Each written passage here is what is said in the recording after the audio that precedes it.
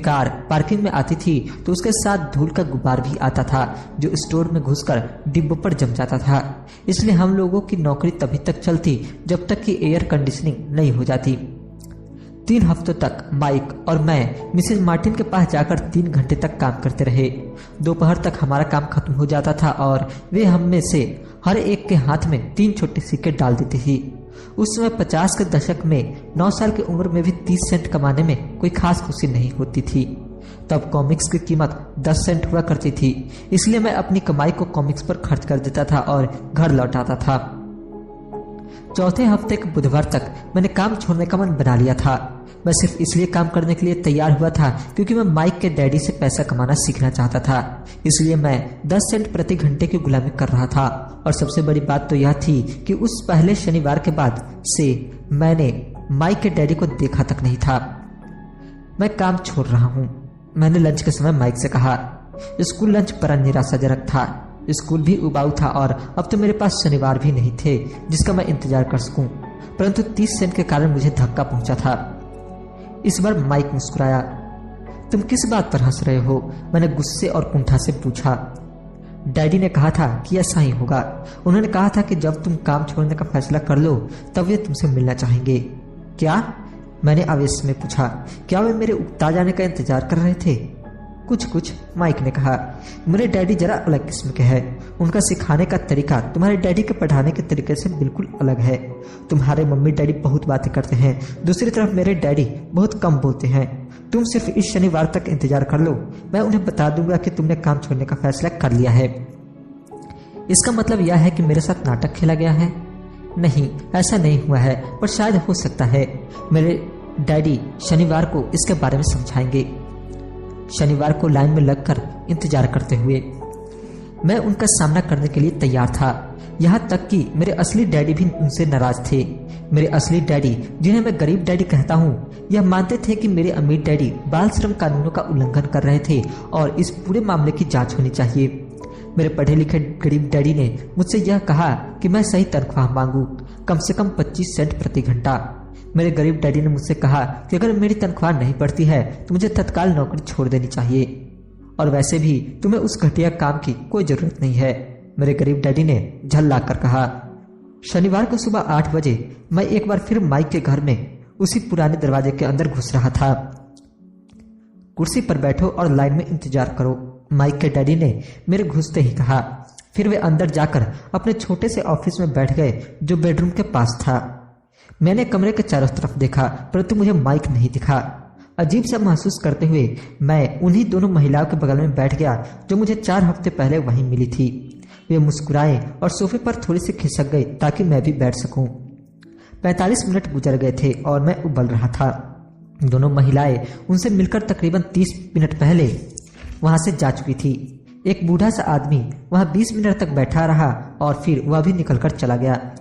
घर खाली था और हवाई में खुशनिमा सुबह को मैं सीलन भरे अंधेरे लिविंग रूम में बैठा हुआ था और इस बात का इंतजार कर रहा था कि एक लालची और बच्चों का शोषण करने वाला आदमी मुझसे बातें करे। मैं सुन सकता था कि वे फोन पर बातें कर रहे थे, ऑफिस में इधर उधर के काम कर रहे थे और मुझे नजरअंदाज कर रहे थे। मेरी इच्छा तो हो रही थी कि मैं उस घमंडी आदमी से बिना मिले ही घर लौट जाऊं, पर किसी वजह से मैं रुक गया। आखिर 15 मिनट बाद ठीक 9 बजे अमीर डैडी अपने ऑफिस से बाहर निकले। बिना कुछ कहे उन्होंने हाथ से मुझे इशारा किया कि मैं उनके दरबेनुमा ऑफिस में आ जाऊं। अमीर डैडी ने अपनी ऑफिस कुर्सी पर बैठते हुए कहा, या तो तुम्हारी तनख्वाह बढ़ाई जाए या तुम काम छोड़ रहे हो, है ना? हाँ, समझौते के मुताबिक आप अपनी शर्त पूरी नहीं कर रहे हैं, मैंने लगभग आंसू से भीगे स्वर में कहा। 9 साल के बच्चे के लिए एक वयस्क का सामना करना बहुत ज्यादा डरावना था। आपने कहा था कि अगर मैं आपके लिए काम करूंगा तो आप मुझे पैसा कमाना सिखाएंगे। अपनी तरफ से मैंने आपके लिए काम किया है, मैंने कड़ी मेहनत की है। इस काम के लिए मैंने अपने बेसबॉल गेम की भी कुर्बानी दी है और अब आप अपने वादे से मुक्त कर रहे हैं। आपने मुझे कुछ भी नहीं सिखाया है। आप धोखेबाज हैं, जैसे शहर के सभी लोग कहते हैं। आप लालची हैं, आप केवल पैसा कमाना चाहते हैं और अपने कर्मचारियों का बिल्कुल ध्यान नहीं रखते। आपने मुझे इतनी देर तक बाहर बिठाए रखा और मेरी जरा भी इज्जत नहीं की। मैं एक छोटा सा बच्चा हूँ और आपको मेरे साथ इससे बेहतर बर्ताव करना चाहिए था। अमीर डैडी अपनी कुर्सी पर पीछे झुक गए। अपने हाथों को ठुड्डी तक लाकर उन्होंने मुझे घूरा। ऐसा लग रहा था जैसे वे मेरा विश्लेषण कर रहे थे।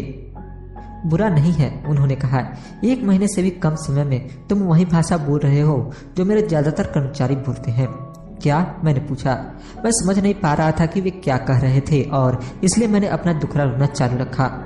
मुझे लगता था कि आप अपने वादे पर कायम रहेंगे और मुझे कुछ सिखाएंगे। इसके बजाय आप तो मुझ पर अत्याचार करना चाहते हैं। यह तो जुल्म है, सरासर जुल्म। मैं तुम्हें सिखा तो रहा हूँ, अमीर डैडी ने धीमी आवाज में कहा। आपने मुझे क्या सिखाया है? कुछ भी नहीं, मैंने गुस्से से कहा।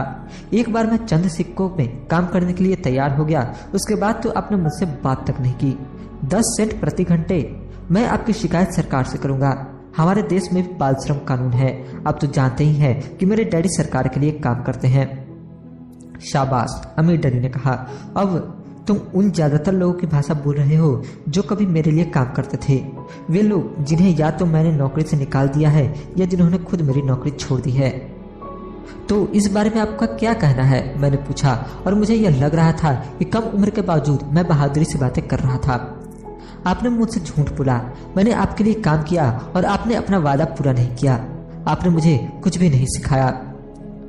कौन कहता है कि मैंने तुम्हें कुछ नहीं सिखाया है? अमीर डैडी ने शांति से कहा। मैंने 3 हफ्ते तक काम किया और इस बीच आपने सिखाना तो दूर रहा, मुझे कभी बात तक नहीं की। मैंने व्यंग्य भरे अंदाज में कहा। क्या सिखाने का मतलब केवल भाषण या बातचीत ही होता है? अमीर डैडी ने पूछा। और क्या, मैंने जवाब दिया। इस तरह से वे तुम्हें स्कूल में सिखाते हैं, उन्होंने मुस्कुराकर कहा। परंतु जिंदगी तुम्हें इस तरह नहीं सिखाती और मेरा यह मानना है कि जिंदगी सबसे बढ़िया टीचर होती है। ज्यादातर वक्त जिंदगी आपसे बातें नहीं करती, यह एक तरह से आपको धक्का देती।